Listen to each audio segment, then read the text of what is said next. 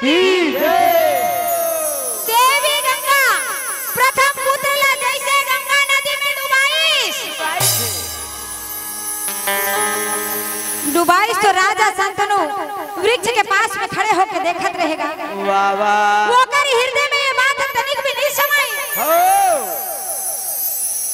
लेकिन राजा कुछ नहीं बोली, कले चुप फेर आ गई। वाह वाह समय बीता थे रागी भैया, एक बेर कौन कहे ऐसे करत करत गंगा अपन 7 पुत्र ला गंगा नदी। वाह वाह 7 पुत्र ला गंगा नदी में बहा दी। अच्छा 8वां पुत्र के बारी फेर आई। गंगा सुंदर गर्भवती होए है और गर्भवती हो तो फिर चारों बूढ़ा बाजा गाजा बाजा थेगा, बाजा थे ढोल नगाड़ा बाजा थे और सुंदर बालक का जब जन्म ली। वाह वाह ये प्रकार ले खुशी मनावत रहे भैया। अरे काला बताबे फिर वही बाजा गाजा बाजा फूल के बरसा होवे और राजा फेर गा राजा दान लुटावे ना रानी दान लुटावे ना। ये दे आवाज बोल के नर नारी मन खुशी मनावे दे हाथ देना के नर नारी मन खुशी मनावेगा। राजा दान लुटावेगा ये दे मंगल लुटावेगा। राजा दान लुटावेगा ये दे मंगल गावेगा। ये आवाज बोल के नर नारी मन खुशी मनावेगा। ये आवाज बोल के नर नारी मन खुशी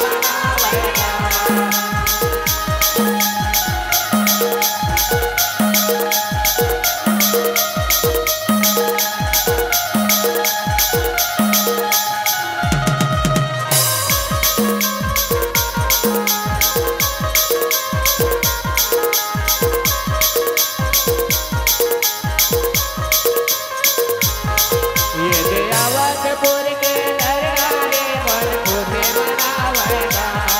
ये दे आवाज बोल के नर नारी मन खुशी मनावेगा।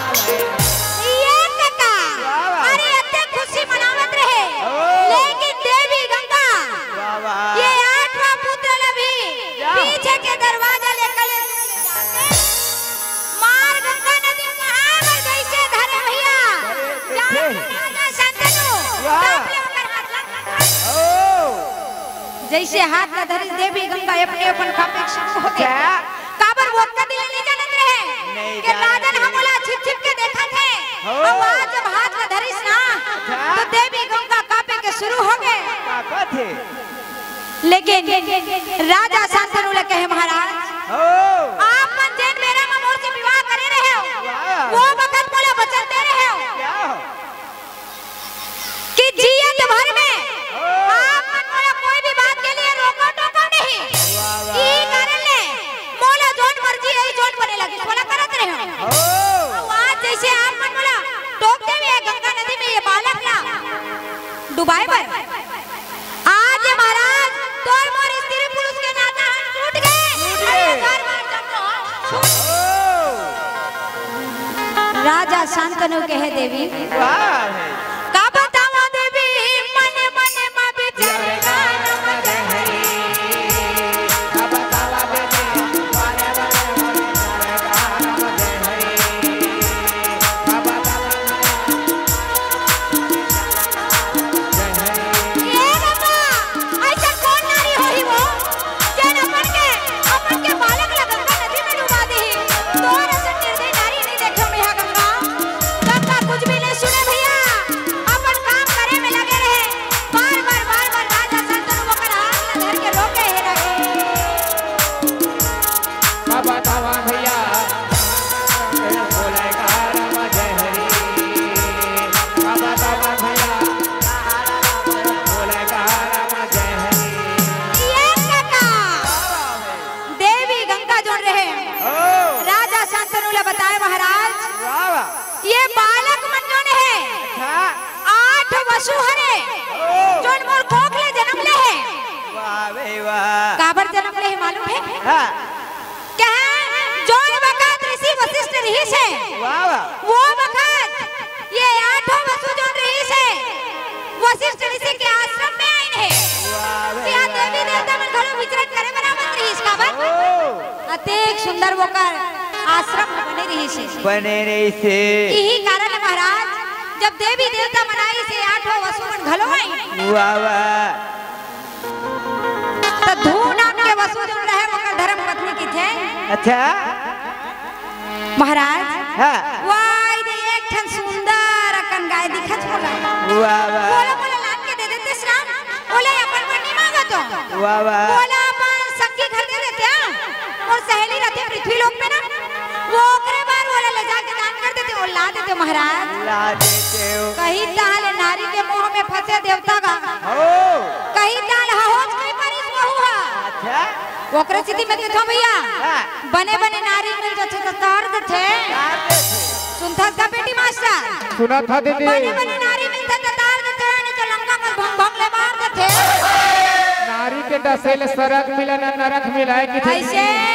ना मिला दया के द्वार की थी हाँ हाँ हाँ कहूँ हम कोई काम नहीं आज की तब मैं काय करे होगा मोला पीछे रे भाई साइकिल वाले मोटरसाइकिल वाले दबावत हाँ हाँ हाँ मोटरसाइकिल वाले बस दबावत सही बात है भाई बस वाले ट्रक दबावत हाँ हाँ संगीत वाले दुर्गा दबावत ऐसे वैसा नहीं कहेगा कैसे? नीचा टढ़ा हुआ जो कहा बेटी मास्टर भाग जो छोड़ साइकिल वाले मोटरसाइकिल वाले दबाही दीदी नहीं दबावे ना मोटरसाइकिल वाले बस वाले दबाही दीदी नहीं दबावे ना बस वाले ट्रक वाले नहीं दबावे भैया तो कैसन दबाते कैसन दबाते मैं बताऊंगा बताना दीदी डॉक्टर हा कंपाउंडर ला दबाते हो जाने हो आ हमार दीदी मन अपन घर वाले दबाते हो ओकरे स्थिति महू अपन बाजा वाले दबाते कई दो कहा बाजा वाले मन घलो काम नहीं मन अपन अपन बाजा दबा दबाई छे दबाई छे रे भाई ओकरे स्थिति में का कथा हमार दीदी भैया मन अपन अपन हाथ में ताली बजा कामन नहीं दबावा कथोगा कोसमंदा वाले मन है बने लागिस ना कोसमंदा हां तेरी है कोसमंदा का आंख मन लगा बांच के रे कोसमंदा वाले तोला दबा दी ही के मोला नहीं दबावेगा मोट डाले छुपा के तू मन भले दबा दे देवी गंगा बताए दू नाम के वसु जो न रहे वो देवता जो न रहे वो गाय ले पकड़ ली अच्छा अकेला नहीं और देवी देवता रहे अपन सहपाठी मन के साथ में पकड़ ली हो अब पकड़ के भैया वाह। बोला ले जा के इंद्रलोक में हो। इंद्रलोक में ले जाके रख दी सोला रखे और यति वर्गा जब ऋषि वशिष्ठ आए हो। और चारों मुड़ा नजर फेर के जब देखे देखे और नजर फेर के जब देखे ना हाँ तो बोला अपन काम धन गाय मिलत नहीं रहेगा हो देखिए इस गेरुआ अंते पर ये है बछरू खलो अंते पर है के पर फिर गाय हनी है ये का बात है हो। यही कारण है मां जब तुम्हारे हाथ में कमंडल लिए हो और हाथ में कमंडल लेके भैया लेके जंगल जंगल झाड़ी झाड़ी खुद बरीला है जंगल जंगल झाड़ी बरीला जंगल जंगल झाड़ी झाड़ी खुद बरीला है जंगल जंगल झाड़ी झाड़ी खुद बरीला सुख सुख मदिरा थावे सुख सुख मदिरा थावे मारी उमरिया है जंगल जंगल जंगल जंगल झाड़ी झाड़ी खुद बरीला है जंगल जंगल झाड़ी झाड़ी खुद बरीला जंगल जंगल झाड़ी झाड़ी खुद बरीला है जंगल जंगल झाड़ी झाड़ी खुद बरीला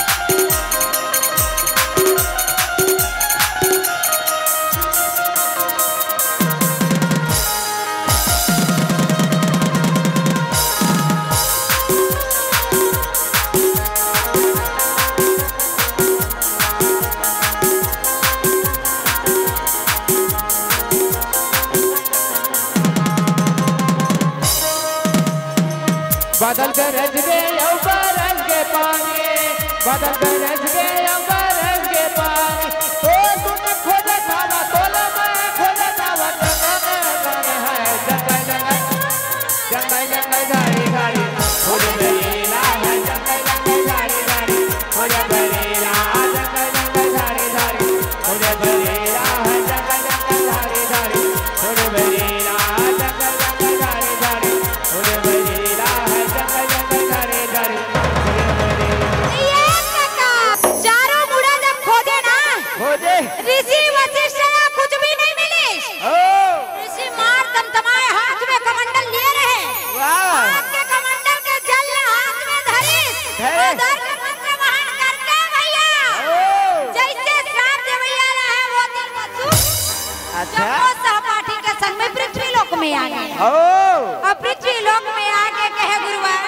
हमला क्षमा कर देबे, माफी दे दे गुरुवर, माफी दे दे, क्षमा कर दे हमला, माफी दे दे गुरुवर।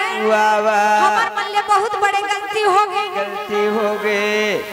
गुरुवर के है अच्छा तेनु गाल लेगा तत्का बेर तुम्हारा चोरी करे तो सुनता नहीं आई नहीं आई। अब आज मैं मोर से क्षमा मांगे बनाए हो ओ कहे आ तो तुम्हारा जो काम करे हो ओकर भुगतान भुगते ला पड़ी। वाह वाह चल हाथ में लिए रहे, हाथ में लिए रहे वो चल ना छिड़क दी तो छिड़क के घर जाओ, पृथ्वी लोक में जाके तुम्हारा नरक का भी होके भुगते ला पड़ी पृथ्वी लोक में मानव जोनी रूप धारण करेला पड़ी है। जोन पृथ्वी लोक में ये गायला देवैया रहे ना वो ही पृथ्वी लोक में तुमला जन्म लेके जीवन जियला पड़ी है। वाह भाई वाह कहीं तो हम दोनों ठन फोड़ ला गुरुवर के धर ले जा। माफी दे दे गुरुवर, माफी दे दे, क्षमा कर दे हमला, दे दा। गुरुवर के है जोन श्राप दे हम वाला वापस तो नहीं करे सको, नहीं करे सके। फिर अत्ते गिड़गिड़ावत है, अत्ते कौन परत होता है, एक ठन उपाय कर सकता। कहा देवी गंगा ला मना लो, वाह देवी गंगा ला पृथ्वी लोक में ले जाओ, अब ओकर गोकले कहो तुम अंजन वाले हो, उद्धार हो जाई। वाह भाई कैसे वाह उद्धार होई, गंगा नदी में डुबा दी तब उद्धार हो जाई। वाह भाई वाह चला बसा बोए देखो सूर्या मगा राम लखन सीता हनुमान ला चला बताला है सूर्या मगा राम लखन सीता हनुमान ला चला बताला है सूर्या मगा राम लखन सीता हनुमान ला नहीं लागे पैसा नहीं लागे कौड़े, नहीं लागे पैसा नहीं लागे कौड़े, नहीं लगाए को ताना चला चलो चलो दीदी हो, कहाँ जाना है भैया? नहीं जानोगा? मैं बताऊं? राम लखन सीता हनुमान ला बसाए बरगा, कहाँ बसाए बर भैया? चला बसा बोए देखो सूर्या मगा राम लखन सीता हनुमान ला चला बताला है सूर्या मगा राम लखन सीता हनुमान ला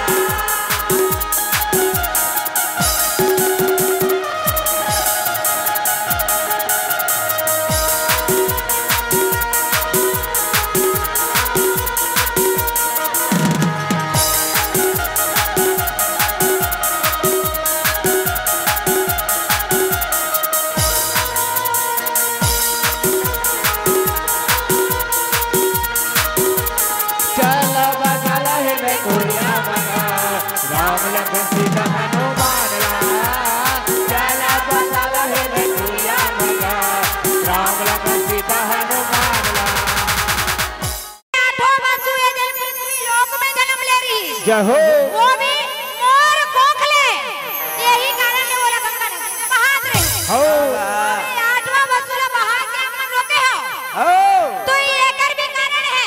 वाह वाह मुनिवर कह रही से आठवां वसु धूनम के वसुला वाह के वाह पृथ्वी लोक में तोला आजीवन रहे पड़ी, यही कारण लेकर उद्धार नहीं हो सकते। नहीं हो सके।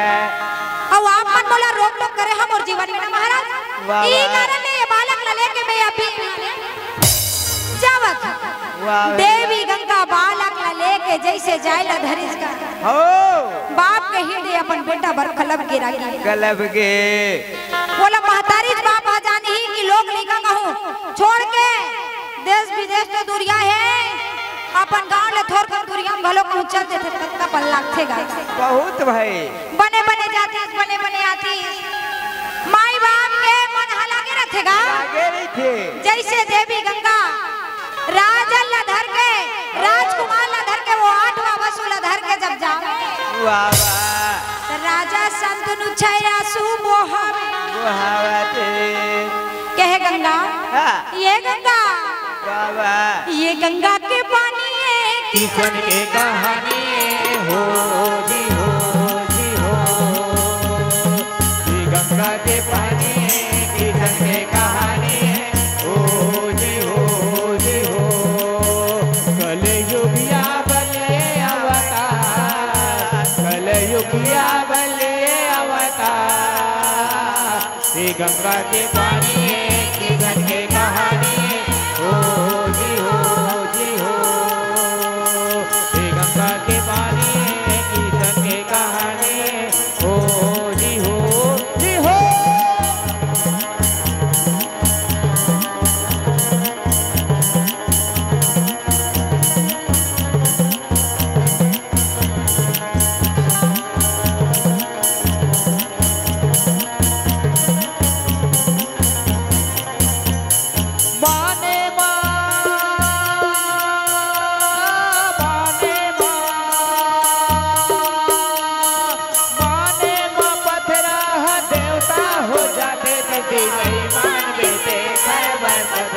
हो जाते, नहीं मानते घर पर कटरा हो जाते।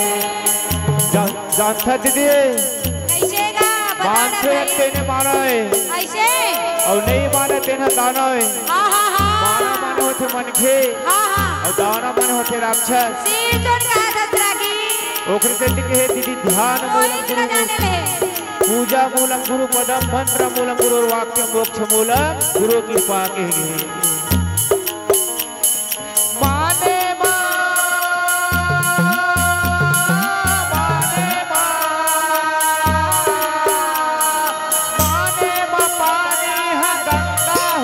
दीदी नहीं मानते घर पर पानी हो जाते, नहीं मानते घर पर कचरा हो जाते, नहीं मानते घर पर कचरा हो जाते। कलयुगिया बलिए अवतार, कलयुगिया बलिए अवतार।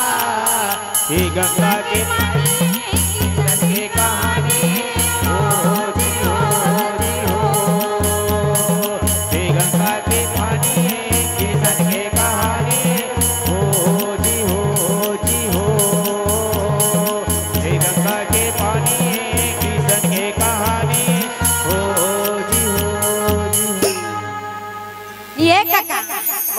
जैसे गंगा मैया राजकुमार ने लेके गीस गा वाह भाई राजन रात दिन दुखी रहे लगी। अच्छा वो कर माया में वो बालक के माया में रात दिन दुखी है। वो कर संकट महतारी ला घलो नहीं भुलाएगा, नहीं भुलाए। देवी गंगा के वियोग में रात दिन दुखी रहे लगे हैं। दुखी दुखे दुख में जिंदगी वो कर बीता थे तो संसार में आए हैं जम्मू ला जाए पर जथेगा जाए ना पड़ी कोनो अमर खा के तो नहीं आए ना भैया। कहाँ आए हैं धन कोनो आए हैगा नहीं ताए भाई नहीं आए ना बोला के है दीदी मो डोगरी ताई है ऐसे का कहे हैं अमर रही भी बेटा के हाँ हाँ हाँ तो वो आशीर्वाद भला दी से गाय अमर उसना कहे ले कोनो अमर नहीं रहेगा। नहीं हो फोन कर रही से हाँ हाँ कहाँ ले फोन कर रही से ऊपर बादल के ऊपर महरी थे ऐसे हो माने यमराज तो डोकरी दाई ऊपर भर मोहाए हो बाकी ऊपर नहीं मोहाए भैया। हो एकर गोठा भी लगत रहते तो कहा एकर असल लबारित कोई नहीं मानत होई कहीं कहबे ताले हम तो गुरुजी आन कथे आ तो गुरुजी मन इसले लबारी